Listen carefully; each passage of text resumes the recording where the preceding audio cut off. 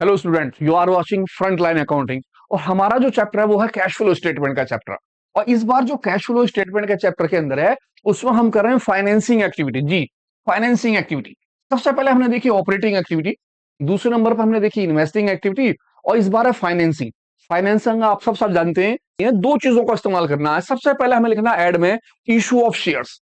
Financing activity तरीका वही है, पर्टिकुलर, डिटेल और अमाउंट। सबसे पहले हम लिखेंगे एड में इशू ऑफ शेयर्स, और सेकंड नंबर पे लिखेंगे लेस में पेमेंट ऑफ शेयर।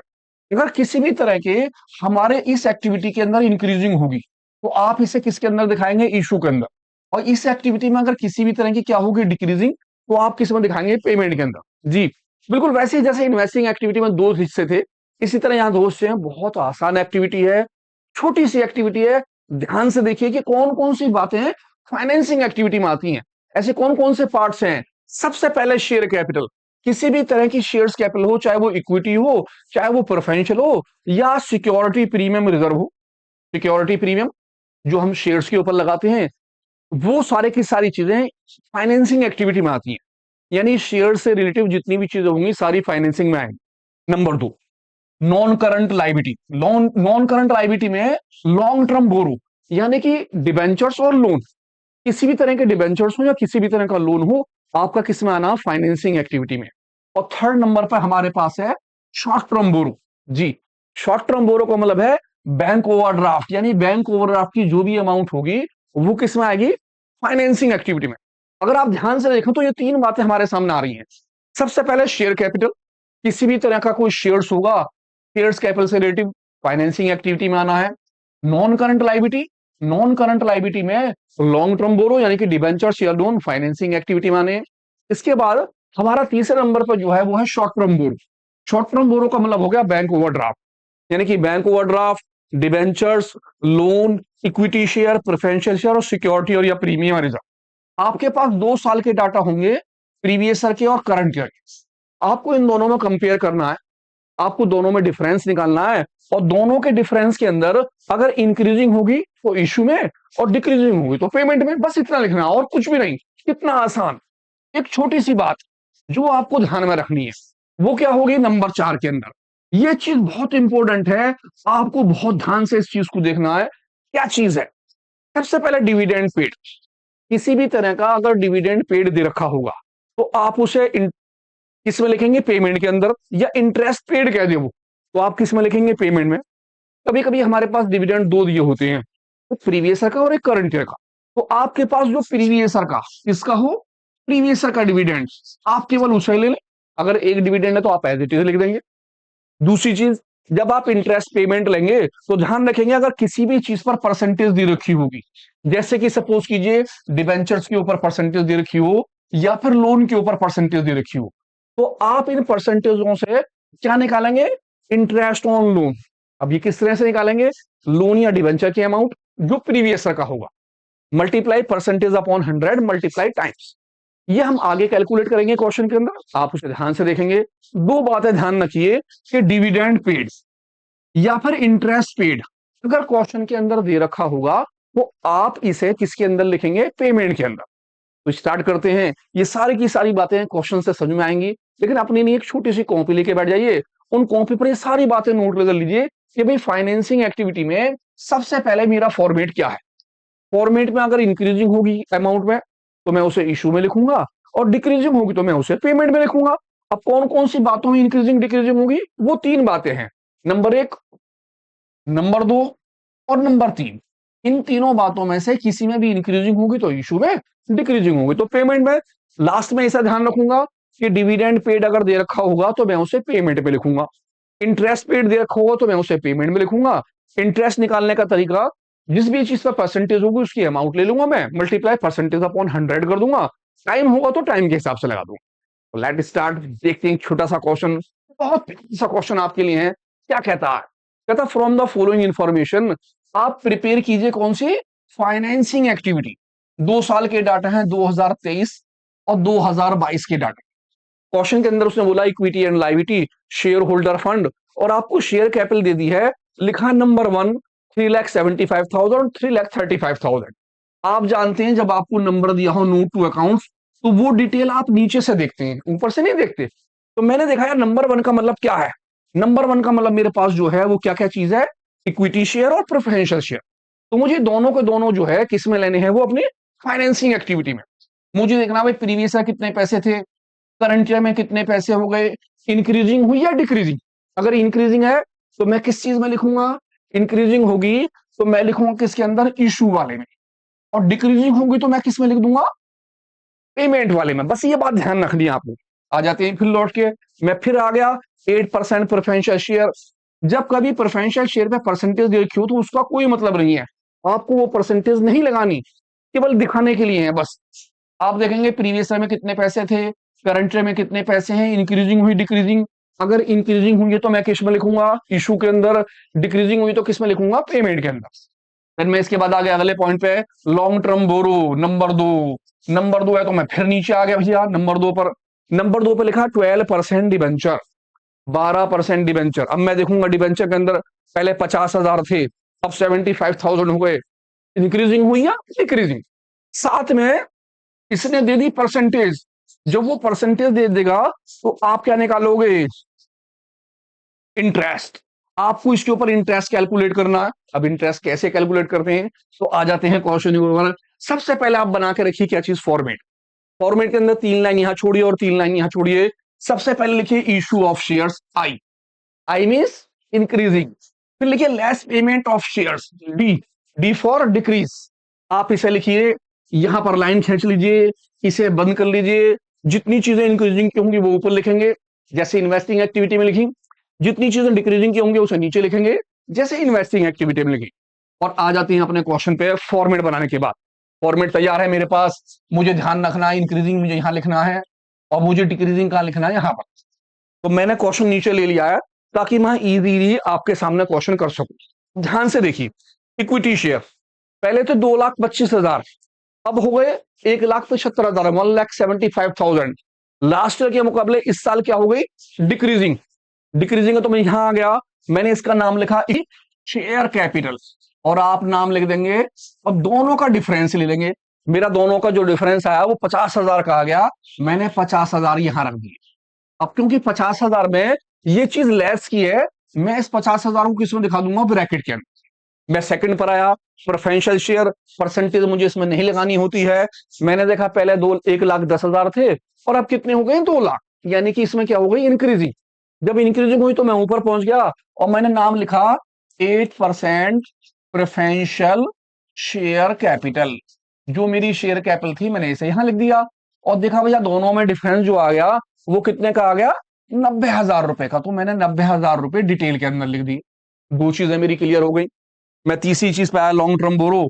मैंने देखा 12% डिवेंचर, पहले 50,000 थे अब 75,000 है। सबसे पहले मैं दोनों का डिफरेंस लूंगा। मेरा डिफरेंस के अंदर क्या हो रही है, इंक्रीजिंग। मैं पहुंच गया इंक्रीजिंग में, मैंने यहां नाम लिखा 12% डिवेंचर।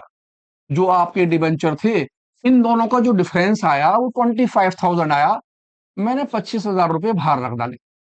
अब आपको ये ध्यान रखना है कि जब कभी भी डिवेंचर्स के अंदर या फिर लोन के अंदर आपको परसेंटेज दे रखी होगी तो आप क्या कैलकुलेट करेंगे, इंटरेस्ट। आपको इंटरेस्ट निकालना है। इंटरेस्ट निकालेंगे आप किस पर, प्रीवियस ईयर की अमाउंट पर। जो आपकी प्रीवियस ईयर की अमाउंट है उसके ऊपर आप इंटरेस्ट कैलकुलेट करेंगे। और वो इंटरेस्ट आप किस में दिखाएंगे, पेमेंट में। आपने लिखा इंटरेस्ट ऑन डिबेंचर। आपका इंटरेस्ट ऑन डिबेंचर आया, अमाउंट थी 50,000 रुपए की, मल्टीप्लाई परसेंटेज रेट 12 अपॉन 100। मैंने बंद कर दिया। पहली जीरो से मैंने पहली वाली जीरो काट डाली, दूसरी जीरो से दूसरी जीरो काट डाली। और मेरे 12 पंजे 60, 6,000 रुपए का क्या आ गया, इंटरेस्ट। ध्यान रहे, बोरो के ऊपर आप इंटरेस्ट पे करेंगे, शेयर प्रेफरेंशियल शेयर पर कुछ नहीं लगाएंगे। प्रेफरेंशियल शेयर पर तब लगाते हैं जब डिविडेंड वगैरह दे रखा होता है, नहीं तो कुछ नहीं करना। लेकिन लोन के ऊपर या डिबेंचर पर अगर परसेंटेज दी है तो आप इंटरेस्ट कैलकुलेट करेंगे किस अमाउंट पर, प्रीवियस ईयर की अमाउंट पर। ध्यान रहेगा। अब सबसे पहले मेरे पास चारों चीजें आ गई। मैंने इन ऊपर वाली दोनों चीजों को टोटल कर लिया, 90,000 रुपए और 25,000 रुपए। मेरी जो अमाउंट हो गई वो 5 और 9 और 2 11, 1,15,000 रुपए हो गए। 50,000 और 6,000, मेरे जो माइनस के पैसे आए वो निकल के आए 56,000 रुपीज। मैंने 56,000 किसके लिख दिए, माइनस के। अब 1,15,000 से 56,000 मुझे क्या करना है, माइनस। तो मैं माइनस करके रख रहा हूं, अमाउंट देखता हूं कितने की आ रही है। 0 0 0, 5 से 6 गया, ये हो गया 15 से 6 गया 9, 10 से हमारा चला गया 5, रह गया 5, यानी कि 59,000 रुपीज। अब क्योंकि ये प्लस के ज्यादा थे, इसी मारे मेरा आंसर प्लस का निकल के आया 59,000। आप कहेंगे net cash flow from financing activity, ये आप कह सकते हैं नेट कैश इनफ्लो। अगर प्लस में आ रहा है तो इनफ्लो, और माइनस में है तो आउटफ्लो। कितना इजी क्वेश्चन, ध्यान से देखिए, जुड़े रहिए फ्रंट लाइन अकाउंट पर। एक क्वेश्चन आपके लिए और, नेक्स्ट क्वेश्चन हमारा क्या है, कहता from the following information prepaid कीजिए फाइनेंसिंग एक्टिविटी। आपको दिया है शेयर होल्डर फंड, और शेयर कैपिटल में है इक्विटी शेयर। पहले 2,50,000 के थे, अब 3 लाख रुपए के हैं। लॉन्ग टर्म बोरो में दे दिया है बैंक लोन, पहले 1,55 का था, वह 2,25,000 का। शॉर्ट टर्म बोरो बैंक ओवरड्राफ्ट, शॉर्ट टर्म बोरो बैंक ओवरड्राफ्ट, पहले 75 का था, अब 80,000 का है। इंक्रीजिंग या डिक्रीजिंग, ध्यान से देखेंगे। नीचे क्या कहता है, कहता इंटरेस्ट पेड करा लोन के ऊपर 3,000 रुपए का, और डिविडेंड जो पेड करा वो कितने का करा, 2,500 का। तो ध्यान कीजिए, इंटरेस्ट निकाल के दिया है, आप कहां लिखेंगे, डिविडेंड निकाल कर दे रखा, आप कहां लिखेंगे। याद कीजिए फर्स्ट स्टेप, तब तक हम बनाते हैं फॉर्मेट। फॉर्मेट के अंदर आप लिखेंगे एड इशू ऑफ शेयर्स, यहां पर आपकी क्या आ जाएगी, इंक्रीजिंग। और यहां लिखेंगे आप पेमेंट ऑफ शेयर्स, इसके अंदर आपका क्या आ जाएगा, डिक्रीज। और ऊपर वाले की बातें ऊपर, और नीचे वाले की बातें नीचे लिखेंगे, और टोटल कर दें। तो ध्यान से करते हैं फॉर्मेट को दोबारा बनाकर, ध्यान से देखिए क्वेश्चन। सबसे पहले इशू ऑफ शेयर्स, मुझे जो भी इंक्रीजिंग होगी वो यहां लिखनी है, किसी भी तरह की अगर डिक्रीजिंग होगी तो यहां लिखेंगे। आ जाते हैं क्वेश्चन के ऊपर, और ध्यान से देखते हैं क्वेश्चन को क्या कहता है क्वेश्चन। सबसे पहले शेयर कैपिटल, पहले 2,50,000 की थी, अब हो गई 3 लाख रुपए की। शेयर्स में क्या हो गई, इंक्रीजिंग। तो मैंने यहां नाम लिखा शेयर कैपिटल। आपकी जो शेयर कैपिटल है, इसमें कितने का डिफरेंस आ गया, 250 से 3 लाख में 50,000 रुपए, यानी 50,000 रुपए की आपकी क्या हो गई, इंक्रीज। आप आ गए सेकंड नंबर पर, लॉन्ग टर्म बोरो बैंक ओवरड्राफ्ट, पहला था 1,55,000 का, अब है 2,25,000 का। तो 2,25,000 से, यानी कि 225 में से आप माइनस कितने कर लीजिए, 155। जब 155 माइनस करा तो 0, 12 से 5 गया 7, यानी कि 70,000 आए। किस चीज के, इंक्रीजिंग या डिक्रीजिंग, जी हाँ इंक्रीजिंग। तो मैंने यहां नाम लिखा बैंक लोन, और बैंक लोन की अमाउंट मैंने यहां लिख दी कितने की, 70,000 रुपए की, जो मेरा दोनों का डिफरेंस निकल कर आ गया। मैं आ गया तीसरे वाले पॉइंट पर, शॉर्ट टर्म बोरो बैंक ओवरड्राफ्ट। बैंक ओवरड्राफ्ट भी फाइनेंसिंग में आता है। मैंने देखा पहले 75,000 का था, अब 80 का, ये भी क्या हो गया, इंक्रीज। तो मैंने इसे भी यहां लिख दिया बैंक ओवरड्राफ्ट ओडी। और दोनों का डिफरेंस जो है कितने का आया, 5,000। यानी कि तीनों की तीनों चीजें क्या है, इंक्रीज। इंक्रीज होने की वजह से सभी की सभी चीजें इशू के अंदर आ गई। अगर बाय द वे वो डिक्रीज हो गई तो मैं उन्हें कहां लिख देता, पेमेंट में। मैं नीचे आया एडिशनल इंफॉर्मेशन पे, मैंने देखा मेरी एडिशनल इंफॉर्मेशन क्या है, वो कहता इंटरेस्ट पेड करा गया लोन के ऊपर। जब आपको इंटरेस्ट निकाल के दे दी तो आप एज इट इज आइए पेमेंट में, और यहां लिख दीजिए इंटरेस्ट ऑन लोन, और अमाउंट कितने की, 3,000 रुपए की उठा के यहां रख दीजिए। अब क्योंकि ये एक्टिविटी जो है माइनस वाली है, इसीलिए मैंने 3,000 रुपए जो है वो किस में दिखा दिए, ब्रैकेट में। ध्यान रहे, अगर बाय द वे इस लोन के ऊपर मुझे कोई परसेंटेज दी होती, तो मैं वो परसेंटेज किस पर निकाल देता, प्रीवियस ईयर पर। वो चीज मेरी इंटरेस्ट कहलाती, जैसा भी पीछे वाले मैंने क्वेश्चन में करा।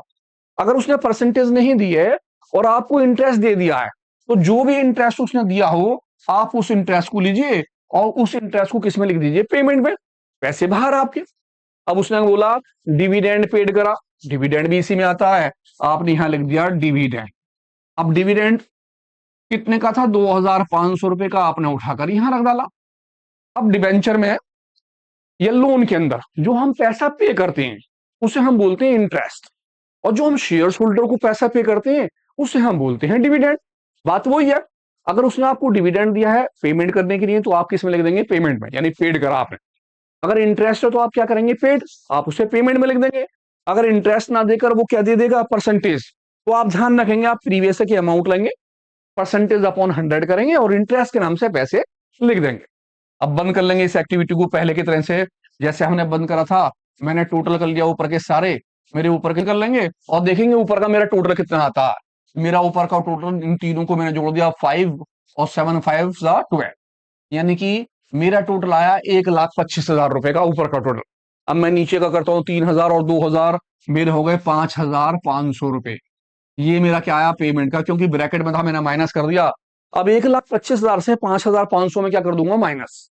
मैंने 1,25,000 से 5,000, या मेरा 005 और 4 से गया 5 आ गया 9, 1 बचा 1। मेरा जो आंसर आया वो निकल का है 1,19,500 रुपए, क्योंकि ऊपर वाले ज्यादा हैं यानी प्लस के ज्यादा हैं, तो मेरा आंसर आया प्लस के अंदर और कहलाएगा net cash flow from financing activity. इससे छोटा सा है, आपको केवल इंक्रीजिंग डिक्रीजिंग करनी है और कुछ नहीं करना। पहला क्वेश्चन ध्यान से देखिए, दूसरा क्वेश्चन ध्यान से देखिए, जुड़े रहिए फ्रंट लाइन अकाउंटिंग से।